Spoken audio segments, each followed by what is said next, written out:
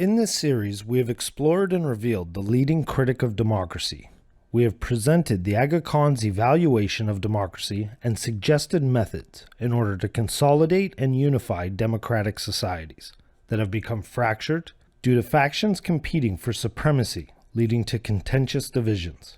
The Aga Khan's suggested methods are an attempt to facilitate stability, longevity, and legitimacy of democracy globally.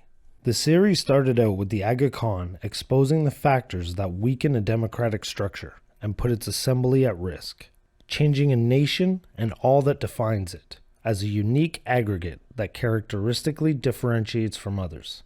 When such factors present themselves, it is not a question of will, but when these risks will have outsiders challenge and change a nation's features. All that is required is time and capital resource.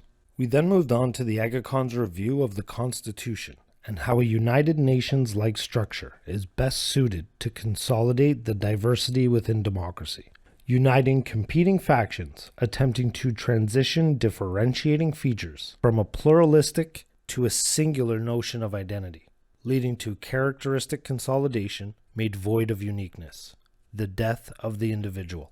Then was the Aga Khan's message on media control and the issues that have arisen with communicative technological advancements. He discussed how authoritarian leaders forcefully control diverging narratives to regulate the perception and interpretation of self and other.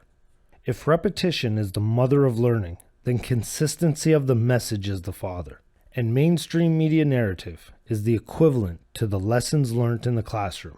And to quote the Aga Khan, education is our greatest weapon. Now, in our last video, the Aga Khan was addressing the importance of civil society to a democratic structure. These governments must sustain, accept, and encourage the NGOs and not-for-profit organizations that represent civil society. And I argue that these organizations can be referred to as a Robin Hood fallacy, stealing from the rich nations to help the less fortunate. The national investment in NGOs is an attempt by state and population to assist in development, yet when applied is nothing more than a system to transit the less fortunate to the donating nations, in turn further burdening the tax pool as the nation takes on the responsibility of care for the individuals that the charity was said to help. We now turn to the Aga Khan's conceptualization of the notion democratic ethic. I would like to point out his usage of abstract terms and how it's guided Western society. Terms such as cosmopolitan ethic, which encompasses diversity, along with the domestics ignorant towards foreigners or outsiders, or pluralism, which is applied interchangeably to describe both the secular nature of Islam as well as Western multiculturalism. Now, the consequence of using abstractions is the issue of consistency of definition amongst individuals. This lack of reliability leads to confusion by listeners. I present to you the Aga Khan's conceptualization of another abstraction, the democratic ethic. Finally, let me mention a fourth concern that underlies this entire discussion: the central importance of fostering a democratic ethic. A democracy is a government by the people, rule of the majority. Now, to be democratic is relating to, appealing to, or available to the broad masses, favoring social equality. Unlike an authoritarian or socialist regime where relating to, appealing, and access is only accorded to a small overclass, an aristocratic-like social structure. Ethics, unlike democracy, cannot be so easily conceptualized. Ethics are a set of moral principles, a set of values, which outline and guide behavior and social interactivity. These ideas are something intrinsically valuable or desirable and tend to form an ideological framework that defines one's actions. A good variation of systematic values is in faiths. They vary greatly in the guiding principles of behavior. At the heart of a democratic ethic is a commitment to genuine dialogue to achieve a better quality of life, even across new barriers of distance and diversity. Quality of life is an abstraction, and as such, it is at risk of being bastardized by the audience's subjectiveness, blurring its defining characteristics. This is due to abstracts acting as a larger categorization that includes multiple concepts. Let's compare quality versus standard. Quality of life, when evaluating an overarching society, is oftentimes measured in happiness or perceived outcomes, whereas the measurement of standards are based on variables with an absolute weight or value, like income. There is no subjective or interpretive value in standards, as there is in quality. Society need not be concerned with the quality of life, as it is intrinsically linked to outcomes associated with standards of living. Maslow's hierarchy of needs illustrates this point. In Maslow's hierarchy, the basic level of needs is food, shelter, and safety, which are also the basic variables measured to reveal a standard of living within a given population. The top 3 tiers are related to quality of life and are related to belonging, esteem, and self-actualization, all subjective notions of self that vary from individual to individual. So let's not be fooled by our subjective realities, causing amendments to be made in our objective reality. And this modification can be seen with how the transgender community is modifying our objective biological reality and replacing it with the subjective, empathetic notions of self and others. This means a readiness to give and take, to listen, to bridge the empathy gaps as well as the ignorance gaps that have so often impeded human progress.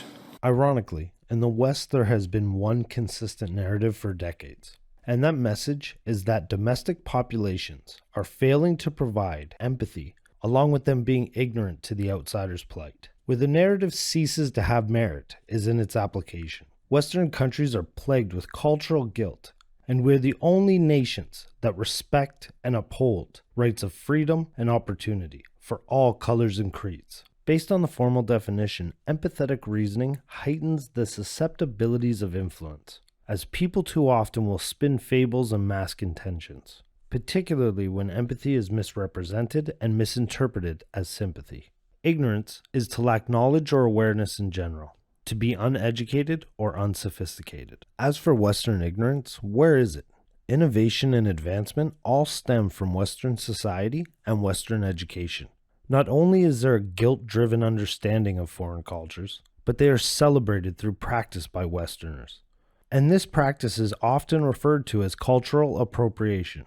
To state the West lacks knowledge of foreign cultures is to misrepresent the marginalized argument. Where empathy and ignorance is realized in practice is when the outsider migrates to the West, and prior to integration, they become entitled and exploitive.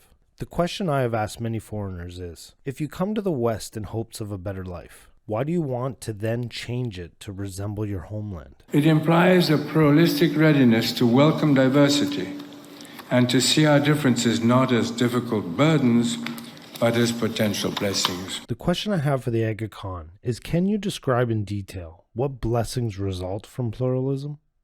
Because in its application, pluralism and diversity's consequence is conflict. As you have said time and time again, diversity leads to factions competing for supremacy. So what benefit does a society reap? In a video of your speech at Harvard, you stated that pluralism must be equitable. Is that why all Western countries seem to place more value and better responsibility of care to Islamic foreigners than their own domestic populations? Another issue regarding your application of pluralism, when addressing a Western audience, pluralism is merely a new form of multiculturalism. But when you address an Islamic audience, your application of pluralism is referencing the secular nature of Islam. Now, to return to the use of abstract concepts and how they can misinform and mislead the audience, pair that with empathetic reasoning, and you have just created a nonsensical labyrinth of endless deduction. For any effective democracy is the capacity to compromise. Social order rests in the end either on oppression or accommodation. The Aga Khan sounding a lot like Pablo Escobar in the show Narcos. Here the Aga Khan states, order rests on oppression or accommodation, much like Escobar's negotiation tactics of silver or lead. What is the compromise? Instead of foreigners migrating seeking out democracy for a better life, why doesn't the totalitarian leaders let their people be free and establish a standard of living for those people? The West is not responsible for the development and care of the world. We are all responsible for ourselves. The West is the greatest and sought after because of its people's achievements through the generations. We've created our own accommodations in the face of oppression. That is what differentiates Western culture from the rest of the world, and why the Aga Khan, George Soros, and associates want to destroy. Where the interests of all parties are recognized, unless competing leaders and their diverse followers alike are committed to finding a common ground. In order for a nation and its domestic population to have a democratic ethic, the state and its people are to accept all whom oppose them as equals, and diminish their identity and way of life to conform to competing factions' notions of reality. The crux of the matter is that there is no need to adjust or conform to the outsider. If they are here in search of self-betterment, there would be no desire for change. It is this desire to amend Western identity that positions the outsider in a militia-like fashion, attempting to conduct silent combat strategies. And for this reason, there should be no consideration or integration of outsiders' identity into the dominant culture. That common ground, in my view, is the global aspiration for a better quality of life. From the reduction of poverty to quality longevity, built upon opportunities that will provide genuine hope for the future. There is no need for a United Nations-like governing structure who brings together conflicting factions in an attempt to negotiate. Because without the Aga Khan and George Soros, there would not be these factions to begin with. International migration and refugees are all controlled by these two, and is being done to establish a United Nations structure within a nation. NGOs and nonprofit organizations that represent the marginalized and less fortunate are their tools. Democracy can only survive if it demonstrates across the years and across the planet that it is the best way to achieve that goal. Our hope for the future is in homogeny, likeness found in either the superficial or the substantive. Either way, without homogeny, there is no us. And without us, the future is bleak. Look what our ancestors built around likeness. Now look at the chaos that diversity has caused. It's tearing our ancestral accomplishments apart. Caucasian European society is the only society that creates accommodations in the face of oppression.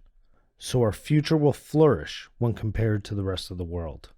To achieve such prosperity, we must apply the principles the Eastern world has in place. That being a homogeneous population whose pursuits do not conflict with the other.